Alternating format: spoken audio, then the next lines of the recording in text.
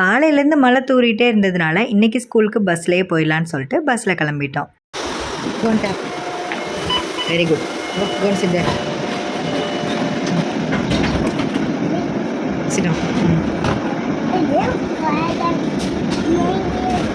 ஏன் கூட்டமே இல்லாமல் இருக்குன்னு கேட்க தெரியாமல் ஏன் குவைட்டாக இருக்குன்னு கேட்டுட்டான். எப்போ நாங்கள் பஸ்ஸில் வந்தாலுமே அந்த டயத்தில் அப்படி கூட்டமாக இருக்கும், உட்கார்றதுக்கே இடம் இருக்காது. நிலன் மட்டும்தான் உட்கார வைப்பேன் சம்டைம்ஸ். அதனால தான் அவன் வந்து இந்த மாதிரி கேட்டான். இப்போலாம் வந்து இந்த 3 டோர் பஸ்ஸு தான் அடிக்கடி வருது. சரி நம்ம அந்த 3 டோரில் போய் இறங்கலாமா அப்படின்னு சொல்லிட்டு 2 பேரும் அங்கே போயிட்டோம்.